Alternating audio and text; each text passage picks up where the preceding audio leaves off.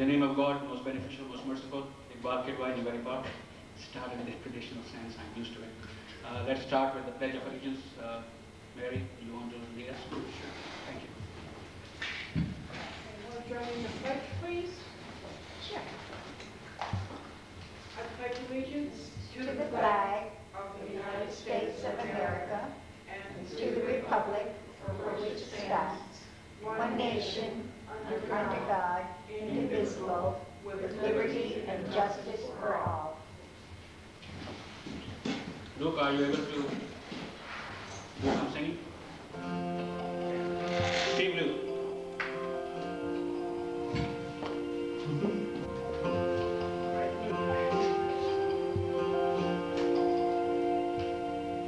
If tomorrow all the things were done I worked for all my life, and I had to start again with just my children and my wife, I thank my lucky stars to be living here today, 'cause the flag still stands for freedom, and they can't take that away.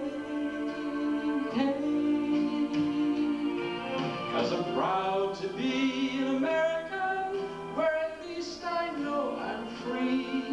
And I won't forget the men who died, who gave that right to me. And I gladly stand up next to you and defend her still today. 'Cause there ain't no doubt I love this land. God bless the USA.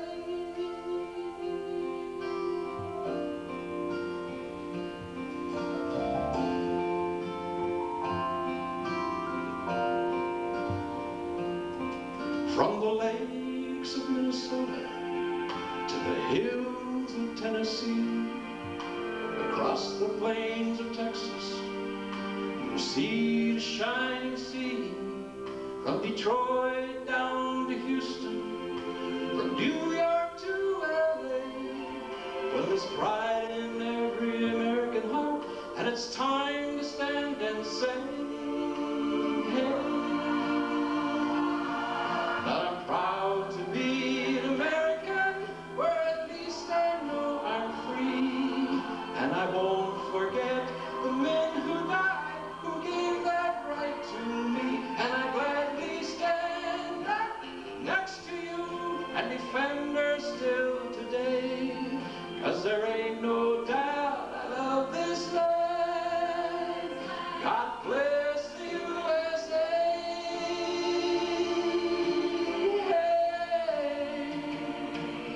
I'm proud to be an American, where at least I know I'm free. And I won't forget the men who died, who gave that right to me. And I gladly stand up next to you and defend her still today. 'Cause there ain't no doubt I love this land. God bless the USA.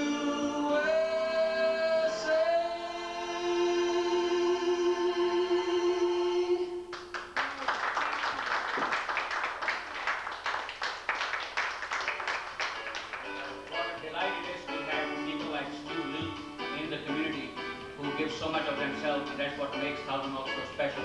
I also in advance want to thank Mr. Harry Avery, and his wonderful mom Phyllis for giving us all their time and taping it, and hopefully we will do a little bit better in showing it on Channel 8.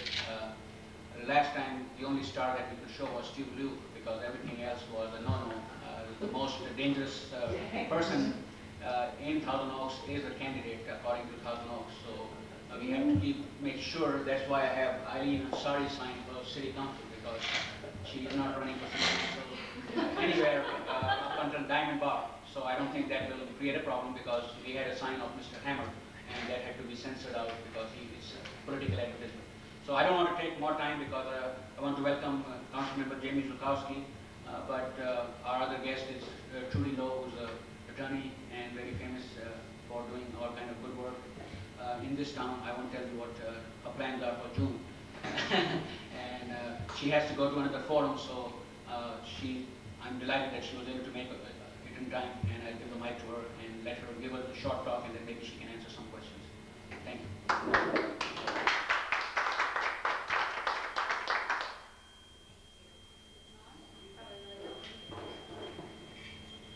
Is that a digital timer? That's my feature. It goes off a lot. Well, thank you for inviting me here this evening, and thank you all for coming. Really do appreciate your coming out to learn about candidates and the races and the issues involved, and giving up your time this evening. Appreciate that very much. I'd like to begin at the beginning and tell you a little bit about myself and about the race. I'm a candidate for the County Board of Supervisors for the 2nd District. I'm a longtime resident of Ventura County. My husband and I lived here about 12 years. By professional background, I am an attorney, a business attorney. My husband's medical practice has been here for about 15 years, and about 12 years ago, I was a refugee from Los Angeles and moved out here to raise our 4 children, and it's a delightful place to settle to raise those children. In the last several years, I have felt that life in Ventura County has changed a bit, and in a number of ways. One of the last things that happened recently that compelled me to enter this race was an incident that happened very close to my home, 3 doors away from my home, in fact, on the corner of our street. I was leaving my house one day to pick up my daughter from school, and I came out and came upon a shooting in a park between several high school students. That kind of became the last straw. I felt that the professional politician had failed to look in the eye the problems that we're facing in Ventura County and to deal with them and to offer any new solutions. And so I did enter this race, and very glad to say that things are going well, and my suspicions are confirmed that the people that live in this community agree with me.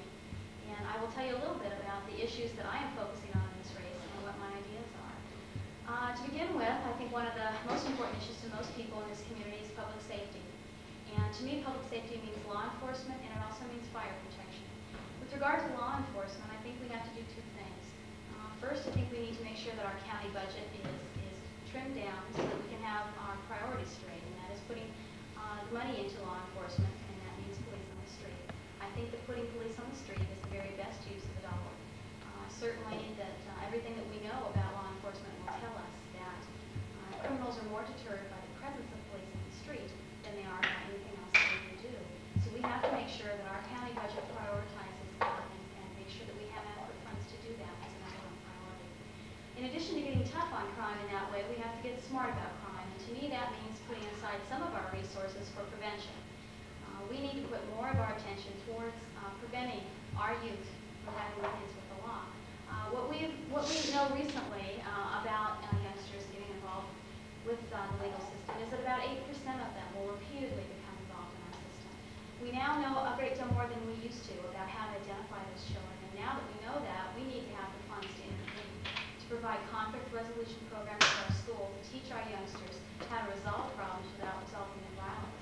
We need to work with our business community in supplying business and school mentoring programs to keep our children busy. We need to make sure they are adequately educated, to make sure that we give them an education, jobs, and a future. In addition to that, as I said earlier, I think fire protection is a very important aspect of public safety in this community. I have received the endorsement of Ventura County Professional Firefighters Association, and that is for a number of reasons. Firstly, I support 100% adding paramedics to our fire department.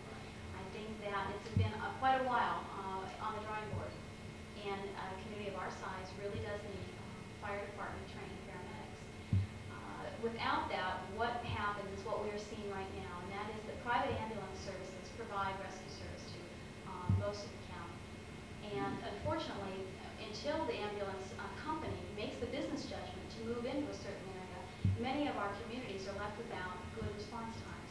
In Oak Park, for example, they can have 16, 18-minute response times, and that's unacceptable. And while that particular situation has been recently resolved with the addition of a private ambulance in that community, that is a recurring situation as long as our public safety is beholden to the needs of the private industry. Certainly there is always a place for private industry, and will continue to be in the ambulance service for non-emergency transport. But the bottom line here is public safety, and we can provide that in the best way with fire department In addition, that's a fiscally good thing to do, because right now what we have is a fire department which will provide provide many of those services. And yet we cannot bill to recoup any of our expenses because the private ambulance service does that, even though we are providing a great deal of that service. So that is probably one of the prime reasons I did receive that endorsement. Moving on to another issue that's very important in this race, and that's development. I think that most people come to Ventura County because we have a special quality of life here. We have balanced, rational growth. And we don't necessarily want to develop every piece of bare land in our community. I think it's important that we adhere to the general plan and the open space guidelines, and that our development process be rationalized. That means before we begin a development process with a developer, we need to know if there are large-scale zoning changes being planned before we invite someone into the process. That position is primarily what has earned me the endorsement of organizations such as the Sierra Club and Save Open Space, and I'm proud to have those endorsements. The third area that I think all candidates in this race have to address are our budget problems. Certainly, the county is going to have a number of years in which we're going to have tight budget restrictions. As the state's economy falters, they fail to pass back to us a lot of the money that we're counting on. That happened several years ago and left the county with a $36 million shortfall. What resulted was an across-the-board cut in many of the departments, and we were able to keep afloat. I think we need another approach. I think, first of all, instead of a flat across-the-board of 1% and 2% cuts, we need to look at each individual department and decide whether or not those departments are still efficiently turning out the product that they were designed to do. You would do that if you were private industry, and we in government are going to have to do that. In addition, we need to look at every possible opportunity to generate revenues and to privatize where government no longer has to be involved. One of the major areas I think that we will see in the near future is the provision of medical care. Our county medical system provides medical care at any time during the year. 33% of our population seeks public medical care from the county system. That's a very large percentage of people.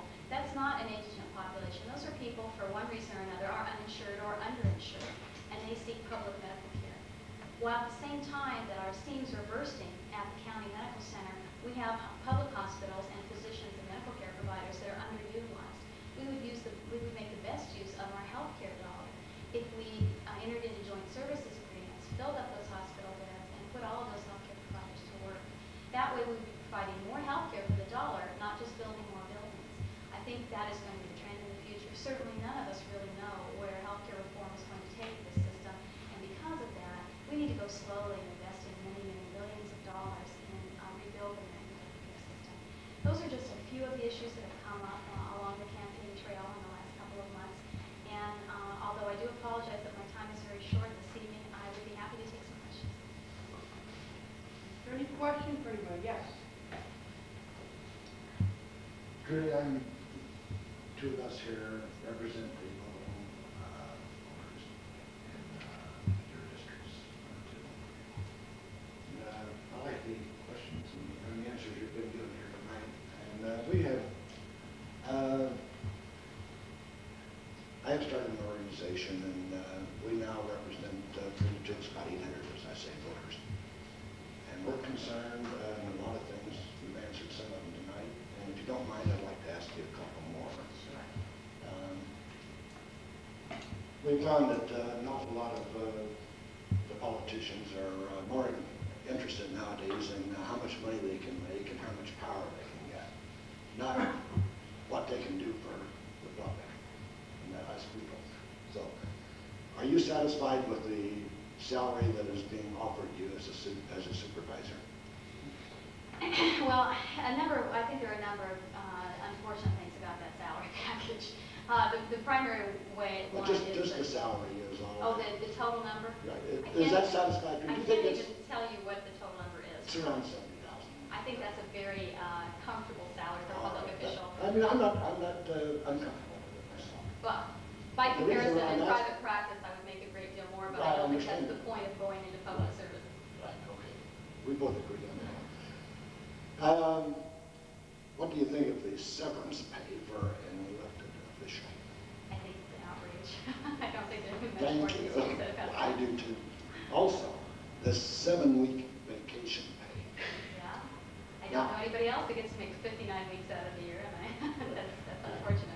The way we look at it, when I speak about it in one of our country, we feel, and I would just like for you to, don't have to answer this just give it some thought. Okay. That instead of 7 weeks vacation, when you figure 5 supervisors, each one taking 7 weeks, there's no representation for at least one district at all times. Could you just get rid of them? Time to take the federal holidays. So we suggest that you do like Congress does. Let's close down your office the month of August. Everybody's on vacation. You can't get anything done anyway. You're spinning your wheels. Everybody take their 4-week vacation. Come back in September and let's get back to business. It's an interesting idea. Give us some thought, would you? Yeah. Thank you. I have a question. There was a rather nice article in the Times about you. Yeah. And all I want to know is, does that accurately represent your views as they were reported in the Times? You don't. To the best of my recollection, I think the Times article tried to be very, very fair. I liked what I read. I just wanted to make sure that it was represented. I think the Times done. Actually, I have no complaint with the coverage that I've gotten in any of the papers. And Sunday, I was very pleased to receive the endorsement of the Ventura County newspapers. And surprised, I have to say. I will admit it. It was a nice article. So they've done well. I appreciate it. Trudy, I have one question. Yes. When I saw in the paper, you talk about the medical care, I'm glad you brought that up. I'm kind of concerned with our ambulance service being sold. How do you feel about that? Yeah. I was really discouraged because my husband was growing and, you know, I don't know all the guys in the ambulance, but I know a couple of like, wow, this is a shock. I'm like, you know. But when you look at the situation truly with, excuse me, with the fight that's gone on with another person, I won't say anything, but, you know, I think that's a lot of what caused it, and I think, you know, I want to know what your point of view is on this, because that's really discouraging. I was hurt one of us. Well, I think I was very concerned about it, and I was speaking to Supervisor Vanderkalt today about it because I knew that she had been recently proposing that we add the fire department paramedics, and she was upset as well. I think everybody at the county feels very much betrayed, for lack of a better word, that they were negotiating in good faith with Premier to extend their contract for 2 years. And it was very important to our county that we know exactly what ambulance services, providing services here. We don't necessarily want a national chain coming in here that we know very little about to provide services. And yet at no time during that negotiation was there any indication that they were on the verge of selling this business, which quite clearly they didn't do overnight. And the good and the bad. The bad is that we do have an extended contract now for 2 years. The good is I think they pretty much sealed their fate. I think we will be very quickly seeing that the fire department is going to be adding paramedics, and I think they knew that was happening. I think the Further Ambulance Company knew that, and probably that was one of the reasons for their selling the business. And it will take time for us to come on board with that. It wasn't somebody's telling me. Well, that was speculation, but it will take some time to come on board with the fire department paramedics because they do have to be trained, and we do have to make some capital expenditures. So the 2-year phase-in period that we will have will allow us to do that in a very organized manner. Yeah, I'd like to speak a little bit about that. I've had the opportunity to use the fire department starting Easter morning for my mother, which the ambulance came, first fireman, then Crooner came, and then 2.5 weeks later I had to use them for the same purpose for my mother again. And I'm just asking this, you know, you're saying that in 2 years' time you want Crooner's service to be null and void, right?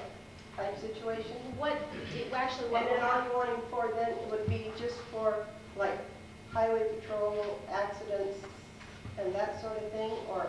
No, actually what would happen is I just want to understand. Crooner and many of the other ambulance services would continue to do a lot of transport. The first emergency response would be the fire department.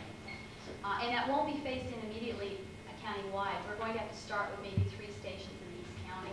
So it will be phased in. But what the bulk of that extension allows is that for that 2 years, we will have probably no paramedics on the fire department. At the end of 2 years, their contract is up, and then we'll have to see about interim extensions in different areas. But that would be the point at which we would see the fire paramedics coming online. But in those 2 instances, I've known Crooner since I've been out here 32 years. But when he started out with just 2 guys and 1 ambulance. But I hear that Don and his wife is going to be on the board of directors for the, and are going to run, is going to run it for care unit. Oh, I didn't know that. And they are going to make sure that it is run properly. Well, good. The other thing I have is one of the, it was happened to be that one of the firemen that was helping my mother at the time was saying the same thing that you're saying, that he was trained in the military, and then he was that way from, I think, from Station 34. And believe you me, he was big guy. I mean, you would think he was a full-back cap or whatever you want to call him, but he was great. And even though Don and his group were there, the paramedics were there, for his side, like this guy, he just 6'4" and 300 pounds. I mean, he just lifted my mom up. And I think sometimes what you're saying, I can see it both ways now. Sure. There's a Because place of for both. having- There really is a place for both. Yeah, I really do. It's just in the last 2 times I've used them. So keep up the good work. I'd like to ask a kind of a tough question. It's not that tough, but people say that this is your first time being in office. And First time for office. the budget is about $800 million. Do you have anything to say to that? Because it's a pretty big office. It's a considerable job. I do think that having both public and private sector experience, I've worked at several different levels of government as an intern through college and law school, and I do have a doctorate degree at Vermont. I did practice business law for a number of years. So I've spent the last 6 months looking over that budget and working with. I mean, it's a considerable job. It certainly is nothing that I feel uncomfortable with, and I think that on balance, really having someone that is not bound by the way we used to do things is an asset at the level for the supervisors. You have many resources there. And all you really need to know is how to ask the right questions to get the information that you want. And I think it's an up plus to have a perspective of somebody who's a resident in the community and sees through the eyes of the average person here and has some private sector experience rather than someone who is basically knows where, how we've done everything in the past and perhaps is burdened by that perspective. How much does the budget cost and how thick it is? That's the $1,000 budget in that blue book. It costs about $10 and it's about 400 pages. It's pretty thick and it's available for $10. What is the procedure to get the county budget? My procedure was calling the budget office and asking for a copy, and they did not charge me, and I don't know if that was a favor that I should not have taken. They didn't ask me to pay for it, but the copy was available to me, and I don't know if that was particularly because I was candidate at that time as a declared candidate, but the budget office, the chief administrative officer's budget office has the information. You can ask for whatever portion of it you would like, or whatever year you would like, goes back several years, so all that information is available, and it's about that size too. For every year, they have a proposed budget and a finalized budget, and it takes up about 3 months of the year just dealing with the budget issues every year. So it's a considerable part of the task of being a supervisor.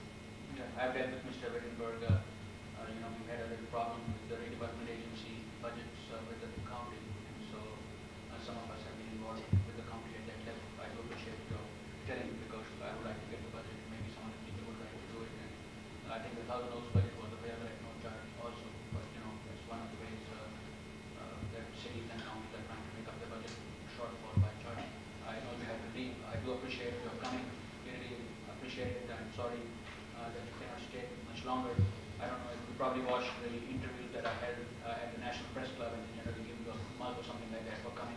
I do have a diary which has a picture of the captain. Thank you very much.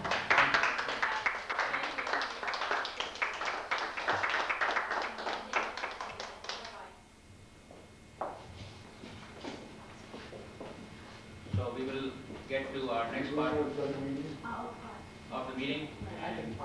The main focus that is of this group. If I forget, Mary, you want to say something?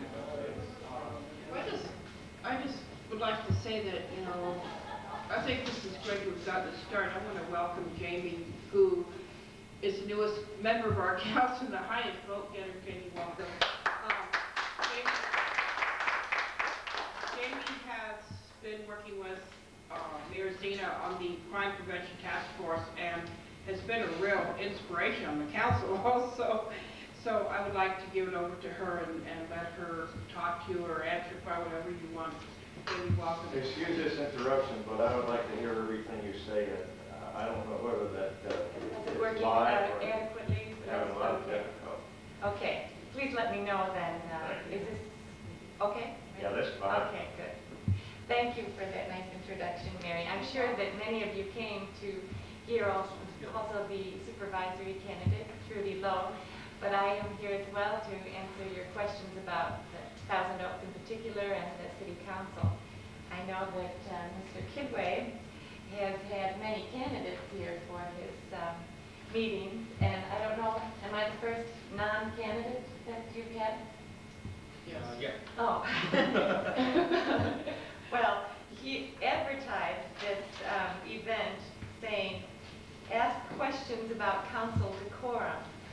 And in preparation for this evening, in case there were any people that had some interest in that subject and how the current city council interacts, I did review our council norms, which are often quoted and cited at our city council meetings. And one of these norms said that when a council member is visiting with members of the public at any kind of event such as this, that one should speak the majority or the decided viewpoint of the city council.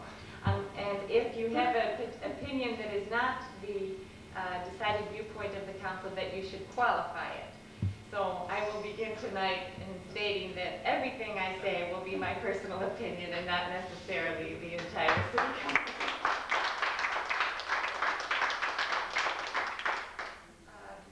There were some things I did want to announce or let you know about if they may be of interest. And one of them Mary spoke about, and recently we had a crime symposium at Westlake High School, which was very successful in bringing a large number of people together from varied backgrounds and interests and areas of work, and as far as making a plan for coordinated efforts in prevention of crime and violence in our community.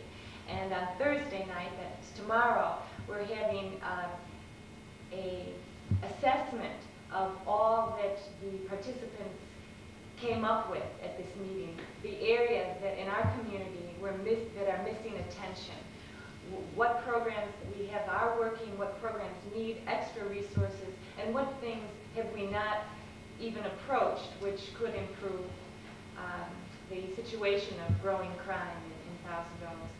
So tomorrow evening at City Hall there will be a review of